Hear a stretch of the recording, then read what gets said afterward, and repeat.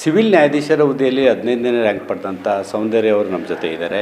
ಅವರು ಯಾವ ರೀತಿ ಈ ಒಂದು ತಯಾರಿ ನಡೆಸಿದರು ಮತ್ತು ಅವರ ಹಿನ್ನೆಲೆ ಏನು, ಮತ್ತು ಈ ಸಿವಿಲ್ ನ್ಯಾಯಾಧೀಶರಾಗಿ ಯಾಕೆ ಆಗಬೇಕು ಅಂತ ಅವರ ಒಂದು ಮೋಟಿವೇಶನ್ ಇತ್ತು, ಈ ಎಲ್ಲ ವಿಚಾರದ ಬಗ್ಗೆ ನಾವು ಅವ್ರನ್ನ ಮಾತಾಡ್ಸೋಣ.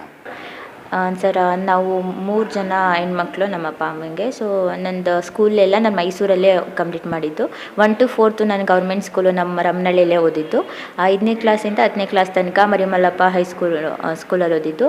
ಅಪ್ ಟು ಡಿಗ್ರಿ PUC ಮತ್ತು ಡಿಗ್ರಿ BCom ಮಾಡಿ ನಾನು LLB ಮಾಡಿದ್ದು. ಅಪ್ ಟು ಡಿಗ್ರಿ ತನಕನೂ ನಾನು ಮರಿಮಲ್ಲಪ್ಪ ಕಾಲೇಜಲ್ಲೇ ಓದಿದ್ದು. LLB ನಾನು ವಿದ್ಯಾವರ್ಧಕ ಲಾ ಕಾಲೇಜಲ್ಲಿ ಮಾಡಿದ್ದು ಸರ್.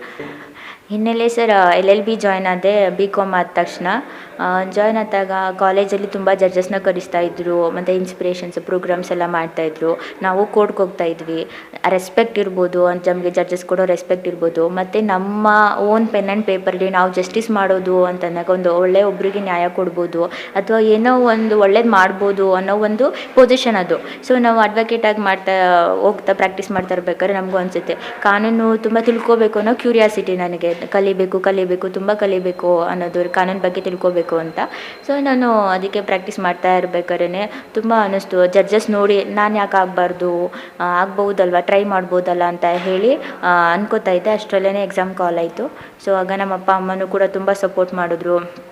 ಜಡ್ಜ್ ಆಗಬೇಕು ಅನ್ನೋದಂದರೆ ಬೇರೆ ಜಡ್ಜಸ್ ನೋಡಿ, ಅಥವಾ ಒಂದು ಫೈನಾನ್ಷಿಯಲಿ ಸ್ಟೇಬಲ್ ಇರುತ್ತೆ, ಮತ್ತು ಒಂದು ರೆಸ್ಪೆಕ್ಟಬಲ್ ಜಾಬು. ಸೊ ನಮಗೆ ಅದು ಯಾರ್ದು ಇನ್ಫ್ಲೂಯೆನ್ಸಸ್ ಇರೋಲ್ಲ.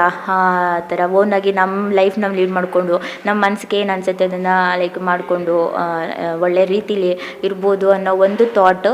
ಮತ್ತು ನನಗೆ ಅನಿಸ್ತು ನಾನು ಮಾಡ್ಬೋದು ಆಗುತ್ತೆ ಅನ್ನೋ ಒಂದು ಕಾನ್ಫಿಡೆಂಟ್ ಇತ್ತು. ಅದಕ್ಕೆ ನಮ್ಮ ಅಪ್ಪ ಅಮ್ಮನೂ ಕೂಡ ನನ್ನ ಸಿಸ್ಟರ್ಸು ಎಲ್ಲರೂ ಫೈನಾನ್ಷಿಯಲಿ, ಮಾರಲಿ ಎಲ್ಲ ರೀತಿಯೂ ಕೂಡ ಹೆಲ್ಪ್ ಮಾಡಿದ್ರು, ಸಪೋರ್ಟ್ ಮಾಡಿದ್ರು.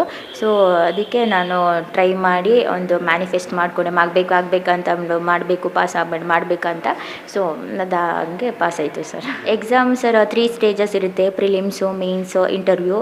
ಸೊ ಪ್ರಿಲಿಮ್ಸಲ್ಲಿ ಒಂದು ನಾರ್ಮಲಾಗಿ ಎಲ್ಲ ಒಂದು ಬೇಸಿಕ್ ಎಲ್ಲ ಕಾನೂನು ಒಂದಿಷ್ಟು ಸಬ್ಜೆಕ್ಟ್ಸ್ ಅಂತ ಇರುತ್ತೆ, ಎಲ್ಲ ಒಂದು ಹೋಲ್ಡ್ ಓದ್ತಾ ರಿವೈಸ್ ಮಾಡ್ತಾ ಒಂದು ಹೋಲ್ಡ್ ಇತ್ತು, ಮಾಡಿದೆ.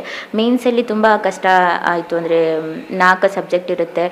ಒಂದು ಮೆಟೀರಿಯಲ್ಸ್ ನಾವೇ ಮಾಡಿ, ಮೆಟೀರಿಯಲ್ಸ್ ಎಲ್ಲ ನಾವೇ ಮಾಡಿಕೊಂಡು, ಮತ್ತು ಎಲ್ಲ ಲೈವ್ ಜಡ್ಜ್ಮೆಂಟ್ಸ್ ಎಲ್ಲ ಡೌನ್ಲೋಡ್ ಮಾಡಿಕೊಂಡು ಅದನ್ನು ರೆಫರ್ ಮಾಡಿ ಎಲ್ಲ ಅದು ಮೇನ್ಸು ತುಂಬ ಕಷ್ಟ ಇತ್ತು. 2 days ಎಕ್ಸಾಮ್ಸ್ ನಡೀತಿದೆ. ಅದು ಚೆನ್ನಾಗಿ ಮಾಡಿದೆ ಮೇನ್ಸು.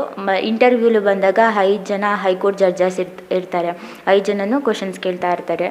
ಸೊ ಅದು ಇಂಟರ್ವ್ಯೂಲು ನಾವು ವಾಟ್ ವಿ ಆನ್ಸರ್ ಅನ್ನೋದಕ್ಕಿಂತ ಹೌ ವಿ ಆನ್ಸರ್ ಅನ್ನೋದನ್ನ ನಮ್ಮನ್ನ ಕೇಳ್ತಾರೆ. ಯಾವ ರೀತಿ ನಾವು ಆನ್ಸರ್ ಮಾಡಿದ್ವಿ, ನಮ್ಮ ಕರೇಜ್ ಏನು, ಪೀಪಲ್ನ ಹೇಗೆ ಟ್ರೀಟ್ ಮಾಡ್ತೀವಿ, ಕಾಮಾಗಿರ್ಬೇಕಾ ಅನ್ನೋದು, ನಮ್ಮದು ಏನು ಕ್ಯಾರೆಕ್ಟರ್ಸ್ ಇರುತ್ತೆ ಅದನ್ನು ಅಸೆಸ್ ಮಾಡ್ತಾರೆ ಅವರು.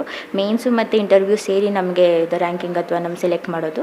ಸೊ ಎರಡೂ ಸೇರಿ ರ್ಯಾಂಕಿಂಗ್ ಬಂದಿದೆ ಸರ್. ಅವಶ್ಯಕತೆ ಇಲ್ಲ, ಹೆಣ್ಣು ಗಂಡು ಅನ್ನೋದಲ್ಲ. ಆ್ಯಕ್ಚುಲಿ ಹೆಣ್ಮಕ್ಳೇ ತುಂಬ ಸ್ಟ್ರಾಂಗ್ ಇರೋದು. ತುಂಬ ಅಂದರೆ ಮುಂದೆ ಒಂದು ಹಾರ್ಡ್ ಡಿಸಿಷನ್ ತೊಗೊಳ್ಳೋದು ಕೂಡ ಕೆಪಾಸಿಟಿ ಇರುತ್ತೆ. ಸೊ ಎಲ್ಲೇ ನಿಮ್ಗೆ ಯಾವ ಥರ ನೆಗೆಟಿವ್ ಆಗಿ ಬರ್ತೋ ಅಥವಾ ಜನ ನೆಗೆಟಿವ್ ಆಗಿ ಮಾತಾಡ್ತಾ ಇದ್ದಾರೆ ಅಂತಂದರೆ ಅದನ್ನು ಮೆಟ್ಲನ್ನ ಮಾಡ್ಕೊಳ್ಳಿ. ಲೈಕ್ ನಿಮ್ಮ ಸಕ್ಸಸ್ಗೆ ಮೆಟ್ಲನ್ನ ಮಾಡ್ಕೊಳ್ಳಿ. ಸೊ ಇವರು ನೆಗೆಟಿವ್ ಆಗಿ ಮಾತಾಡ್ತಾ ಇದ್ದಾರೆ ಅಂದರೆ ದಟ್ ಮೀನ್ಸ್ ನನ್ನ ಹತ್ರ ಏನೋ ಒಂದು ಛಲ ಇದೆ, ನಾನು ಮಾಡಬೇಕು ಅಂತ ಗೊತ್ತು, ಮಾಡೋ ಛಲ ಇದೆ. ಸೊ ಅದಕ್ಕೆ ನನಗೆ ನೆಗೆಟಿವ್ ಆಗಿ ಮಾತಾಡ್ತಾ ಇದ್ದಾರೆ ಅಂತ ಒಂದು ಪಾಸಿಟಿವ್ ಆಗಿ ತೊಗೊಳ್ಳಿ. ಅದನ್ನೇ ನೀವು ತುಂಬ ಏನು ಅಂದ್ಕೊಂಡಿದ್ದೀರ ಅದನ್ನು ಮಾಡ್ತೀರ ಸರ್.